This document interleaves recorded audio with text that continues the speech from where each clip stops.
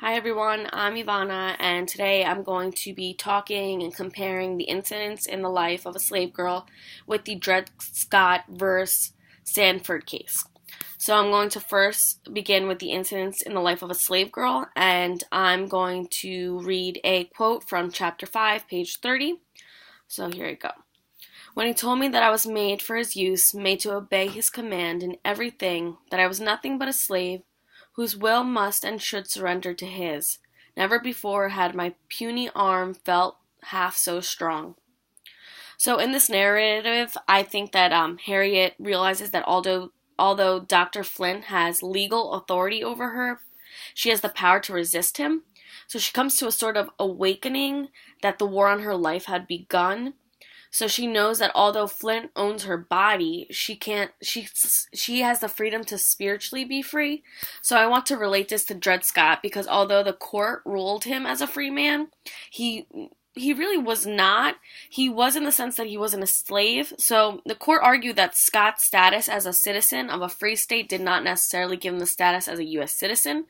While the states were free to create their own citizenship criteria and had done so before the Constitution even came into being, the Constitution ultimately gives Congress exclusive authority to define national citizenship. So the court continued to argue that if Scott was deemed free under the laws of the state, he would not qualify to be an American citizen because he was black. So the court asserted that, in general, U.S. citizens are only the ones who are members of the political party at the time and of the constitutional creation, along with the individual inheritors. So slaves were not a part of that community. So I want to relate this back to the incidents in the life of a slave girl because although in the end Harriet is free, she still lives in servitude to Miss Bruce when she's sold to Miss Bruce from Mr. Dodge. And her life's dream was to sit with her children in a home of her own, which didn't come true and hadn't come true.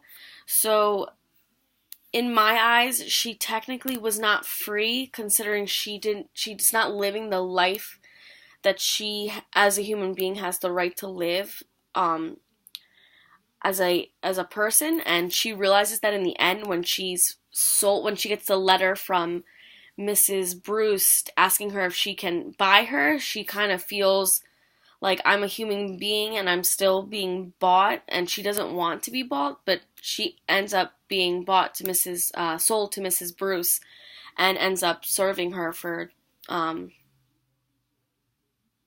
her time being.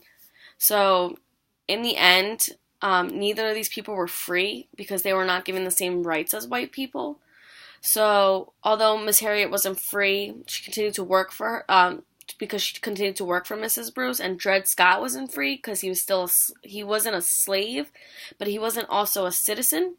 So, I want to read a Supreme Court history journal that states that the Scotts were denied access to the federal courts, but being recognized as citizens was never the satisfaction that they were seeking. They were seeking the much more fundamental human rights to protect the stability of their family and provide a future and freedom for their children. These are rights that all persons seek in their government and from their courts. So both Dred Scott and Harriet worried for the freedom of their children. Despite them being free, they wanted a better life of civil rights for their future of their children. So Harriet ends up having two children, Benny and Ellen, and she spends a good portion of the entire narrative just expressing how worried she was for her children's future. And she even, when she ran away and she escaped to her grandmother's friend who was a white lady and lived in the upstairs room hidden, she ran away so that her children wouldn't be sent to the plantation to get a feel of what slavery life was like. So she worked really hard to kind of make sure that they didn't have the same life that she did. So both of these both of these people in history worked hard to create a better future for their children, through the court case and through this writing. That's what they were attempting to do, and eventually. But what I'm trying to get across is that they were not necessarily free, even though in the end it may seem like they won. They were not given the same fundamental rights as everybody else, and I think that's important to look at. Thank you.